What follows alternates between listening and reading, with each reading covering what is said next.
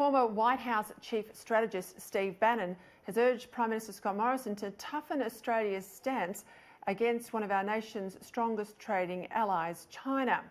Meanwhile, former US President Barack Obama urged Democratic presidential candidates to drop their far-left agenda. With me now to discuss these and some of the day's other headlines, particularly in Australia, is host of Outsiders, Rowan Dean.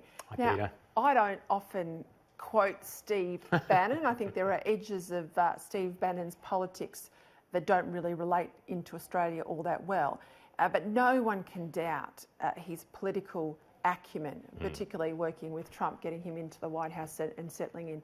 And I think he's right to call us out, Australia out, on our relationship with China. We're sort of having a bob each way. Yep. We've got strong economic links, I get that.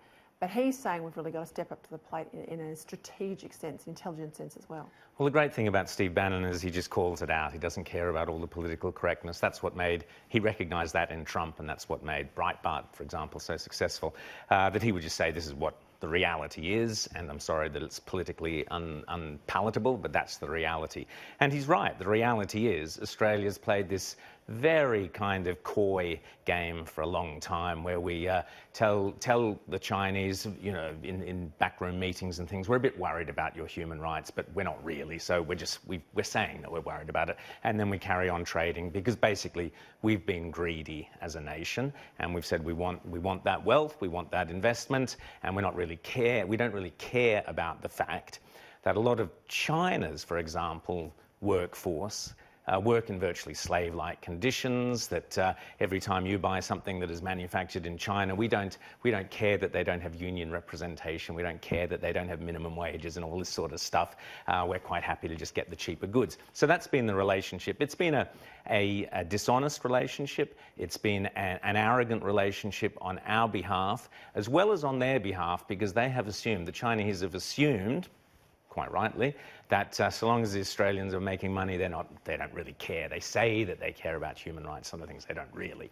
And that's the reality. Steve Bannon has said, Australia, step up to the plate, do an Andrew Hastie, do a James Patterson, and actually say, okay, this is what is happening in China. The Uyghurs, for example, in the basically camps for Muslims, a lot of very unsavoury practices that go on.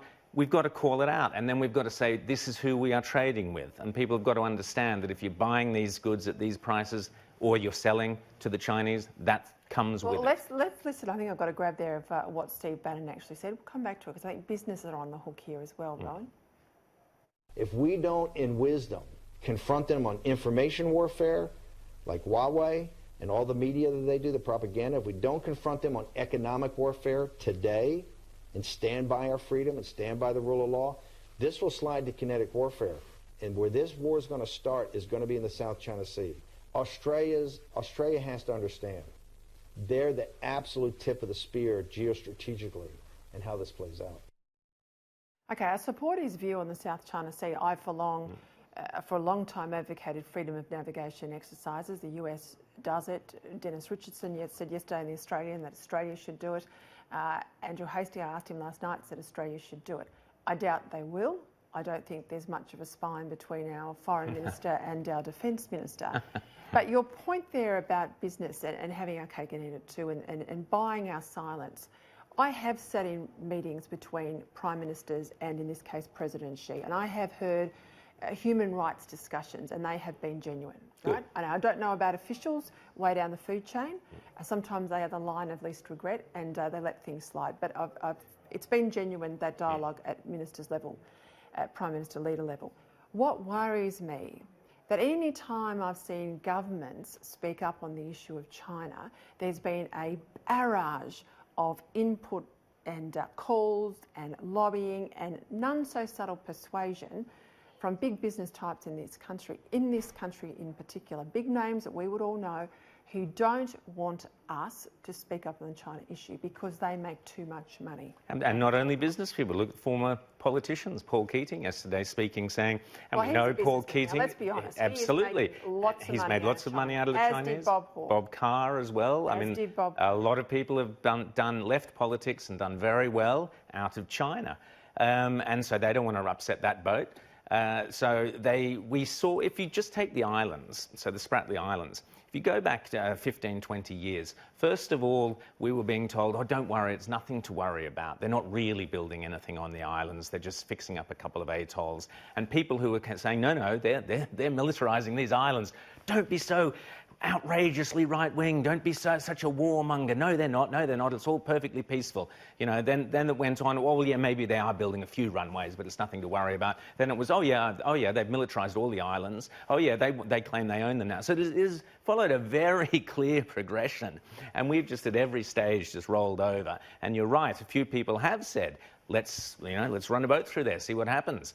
Oh, all hell breaks loose. How dare you provoke the Chinese? So we've now gone from a situation where they weren't doing anything to, if we stand up for what we were told originally was the truth, we're provoking the Chinese. So this is the classic way in which democracies fall under the spell or under the sway of non-democracies.